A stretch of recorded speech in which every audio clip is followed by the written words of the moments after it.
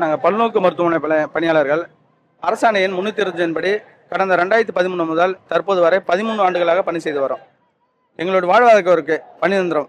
இது வரைக்கும் நாங்கள் மாவட்ட வேலைவாய்ப்பு அலுவலகத்தின் மூலமாக பணியமர்த்தப்பட்ட பணியாளர்கள். கொரோனா காலத்தில் வேலை செஞ்சுருக்கிறோம். மழை, வெள்ளம், புயல் போன்ற பேரிடர் காலங்களில் பல சிரமங்கள் மத்தியில் சிறப்பாக பணியாற்றுவோர் எங்களுக்கு அரசு பணிநிரந்தரம் செய்யவில்லை. எங்களுக்கு இந்த ஆட்சி வந்தா பண்ணித்தரேன், 10 வருஷம் முடிஞ்சா பணிநிரந்தரம் பண்ணித்தரேன்னு ஆட்சியில் வாக்குறுதி கொடுத்தாரு. இது வரைக்கும் எங்களுக்கு பணிநிரந்தரம் பண்ணித்தரல. எங்க வாழ்க்கையே கேள்விக்குறியா இருக்கு. இந்த ஆட்சி முடியும் தருணத்துல இருக்கு. எங்களுக்கு ஒரு வாழ்க்கைக்கு ஒரு ஒளியேற்று தருவாங்கன்ற நம்பிக்கையில இருக்கும். என் குடும்பம்லாம், என் வீட்டுக்காரில் ஆக்சிடென்ட் ஆகி ஐசியூல இருந்து எல்லா பல பிள்ளைங்களை விட்டுட்டு நாங்கள் கண்ணீரோடு நின்றுட்டு 9 நாளாக போராட்டம் தொடர்ந்துட்டு இருக்கு. 5 வருஷத்துல ரெகுலேஷன் பண்றேன்னு சட்டசபையிலையும் அறிவிச்சாங்க.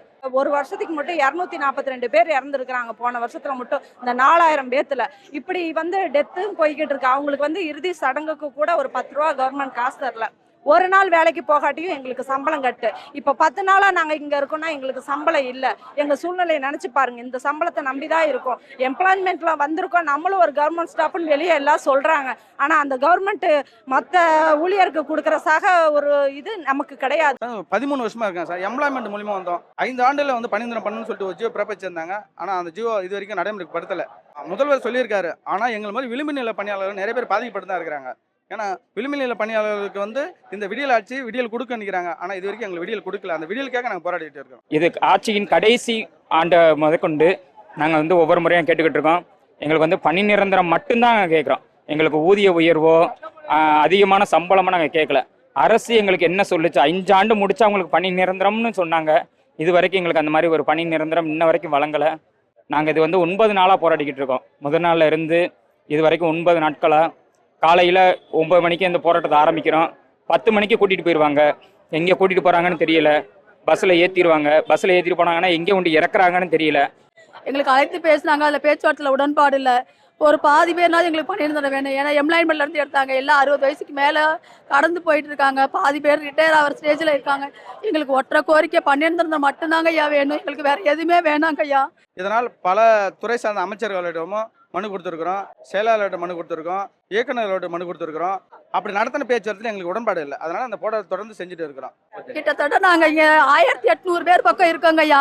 அதில் முக்கால்வாசி பாதி பெண்கள், ஊனமுற்றவர், மாற்றுத்திறனாளி இவங்க தான் நிறைய பேர் இருக்காங்க.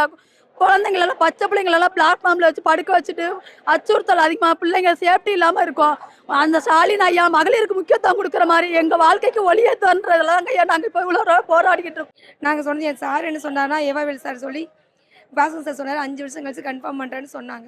ஆனால் இதே சட்டசபையில் சொன்னாங்க. இது வரைக்கும் எதுவுமே நடக்கலை.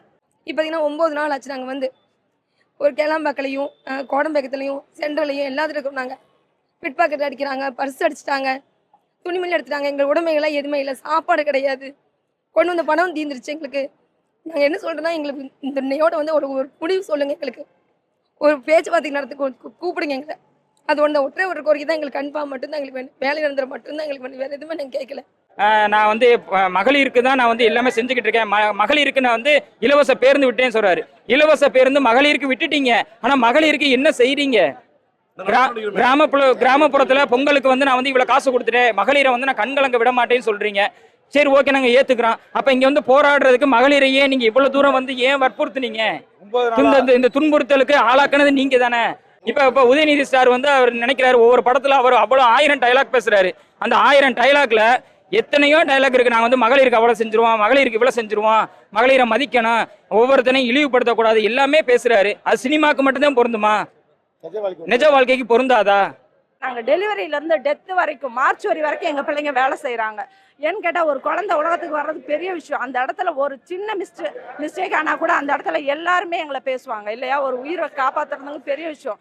டாக்டர்லேருந்து நர்ஸ்லேருந்து நாங்கள் வரைக்கும் எல்லாமே நாங்கள் அந்த இடத்துல அந்த உயிரை கொண்டுட்டு வர்றதுக்கு படாத பாடுபடுறோம். அதே மாதிரி மார்ச் வரையில் அப்படி தான். ஒரு பணத்தை ஒருத்தர் வந்து போஸ்ட்மார்ட்டம் பண்ணுறான்னு அந்த இடத்துல அவங்க செஞ்சால் மட்டும்தான் அந்த வேலை. அதுலேயும் எங்கள் ஒர்க்கர்லாம் இருக்காங்க.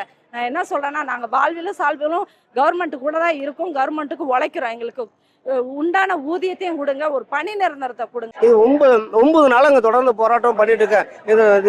இது துறை சார்ந்த அமைச்சர் வந்து இன்னும் வரைக்கும் என்ன இதுன்னு பேசவே மாட்டேங்கிறேன். ஏன் எங்களை பேச மாட்டேங்கிறேன்? நாங்கள் அவ்வளோ கேவலமாக போயிட்டோமா? இந்த கவர்மெண்ட் எங்களுக்கு தெரியும், எங்களுடைய கஷ்டம்லாம் தெரியாதுங்களா? ஏன் செய்ய மாட்டேங்கிறாங்க? நாங்களாம் பிள்ளை குட்டியெல்லாம் விட்டுட்டு சோறு தண்ணி இல்லாமல் இங்கே செத்துக்கிட்டு இருக்கோம். நாங்கள் வாழ்க்கையில் எங்களுக்கு ஒரு நாள் செத்து போனால் கூட 1 ரூபா கூட கிடையாது நெத்தியில் ஒட்டி வைக்கிறதுக்கு. இந்த அரசாங்கம் எங்களுக்கு ஏதாவது ஒன்று பண்ணி தருவாங்க நம்பிக்கை தான் நாங்கள் போராடிக்கிட்டு இருக்கோம். எங்களுக்கு எந்த ஒரு பதிலும் கிடைக்கல. அதனால தான் இப்போ தொடர்ந்து நாங்கள் போராட்டம் பண்ண ஆரம்பிச்சிடும். எங்களுக்கு வாழ்க்கையில் ஒரு ஒளியே இல்லை. நம்ம தமிழக அரசிட்ட ஃபண்ட் இல்லையா? ஃபண்ட் இல்லைன்னா எப்படி கள்ளக்குறிச்சி மாவட்டத்தில் கள்ளச்சாராயம் குடிச்சு செத்தவங்களுக்குலாம் 10 லட்சம் கொடுக்குறதுக்கு கவர்மெண்ட்ல பணம் இருக்கு. எவ்வளவோ நலத்திட்ட உதவின்னு சொல்றீங்க, ஹாஸ்பிட்டல் கட்டுறீங்க, மருத்துவமனை கட்டுறதுக்கு பணம் இருக்கு, மருத்துவமனையில வேலை பார்க்கறவங்களுக்கு கொடுக்கறதுக்கு பணம் இல்லைன்னு சொல்றீங்க. நான் கேட்கறது என்னன்னா, இப்ப நாங்க 9 நாளா இங்க போராடிக்கிட்டு இருக்கோம். 9 நாளா நீங்க காலையில வரவும் பஸ்ல ஏத்துறீங்க. இந்த பஸ்ஸுக்கு டீசல் செலவு என்னாச்சு? எங்க மகாலா கொண்டு அடைக்கிறீங்க, மதிய சாப்பாடு கொடுக்குறீங்க, அந்த சாப்பாடு செலவு என்னாச்சு? இந்த பணத்தை நீங்க எங்களுக்கு சம்பளமா கொடுத்திருந்தாலே எங்களோட கோரிக்கை நிறைவேறி இருக்கும். உங்களுக்கு ஒண்ணுன்னா படுக்கிறதுக்கு அப்போல இருக்கு, எங்களுக்கெல்லாம் அந்த மாதிரி கிடையாது. அப்போலோ மருத்துவமனை உங்களுக்கு இருக்கிறனால அமைச்சர்ல இருந்து எல்லாருமே அப்போலோன்னு ஓடிடுறீங்க. ஆனா எங்களோட கஷ்டத்தை நீங்க வந்து நினைச்சு பாருங்க. ஆஸ்பத்திரியில கழுவுறதுல இருந்து துறைக்கிறது ஏட்டு வேலை பார்த்துட்டு இருக்காங்க. ஆனால் எந்த பதிலுமே எங்களுக்கு இது வரைக்கும் கிடைக்கல. ஆட்சி வந்தா ஸ்டாலின் ஐயா எல்லாத்துக்கும் நல்லது பண்றாரு. எங்களுக்கு எம்ப்ளாய்மெண்ட்ல இருந்து வந்து இன்னைய வரைக்கும் ஒரு நல்லது கூட பண்ணலங்க ஐயா. நாங்க செத்து மடியில் ஐயா முதல்வரையா எங்களுக்கு ஒரு வழியை ஏத்துங்க ஐயா. இந்த நாள் எங்களுக்கு கடைசி நாளா இருக்கட்டுங்க ஐயா. நாங்கள் வரும்போது 190 ரூபாய் சம்பளத்தில் வந்தோம். டிஸ்ட்ரிக்ட் வரியா கொடுத்துருக்காங்க. 92 ரூபாயிலேருந்து வந்திருக்காங்க. நாங்கள் 192 ரூபாயிலேருந்து வந்திருக்காங்க. வெறும் 70 ரூபாயிலேருந்து வந்திருக்காங்க. அது மாதிரி நம்ம சிறுகு தான் வந்திருக்கோம். சம்பளம் பார்த்தீங்கன்னா இப்போ வேரியேஷன் தான் வருது. எங்களுக்கு எல்லாமே சம்பளம் வந்தீங்கன்னா ஒரு டிஸ்ட்ரிக்டில் 600 ரூபா, ஒரு டிஸ்ட்ரிக்ட் 700 ரூபா, 485 ரூபா, இது மாதிரிலாம் வராங்க. எங்களுக்கு வந்து குடும்பத்தை வச்சுட்டு எங்களுக்கு அதை காப்பாற்ற முடியல, எங்கள் ஒன்றும் பண்ண முடியல. இப்போ எங்கள் வீட்டில் வந்து கோயில் பூஜை நடத்துகிறாரு. என் சம்பளத்தை வச்சு தான் நான் நடத்தி ஆகும். நான் அப்படிங்கும்போது எங்களுக்கு ஒன்றுமே பண்ண முடியல எங்களுக்கு. அதாவது சார், இப்போ வந்து எப்படின்னா, இது வந்து சரியான ஆட்சி, மக்களுக்கான ஆட்சி. நான் வந்து தமிழகம் வந்து தலை நிமிரும், தமிழ் மட்டும் வெல்லும்னு சொல்றாரு தமிழக முதல்வர். இதே தமிழக முதல்வர் எங்களை வந்துட்டு இந்த மாதிரி ஒரு சாக்கடை தெருவில் வந்து எங்களை விட்டுருக்காரு அப்படின்னா, இது வந்து தமிழகம் வந்து தலை நிமிரல.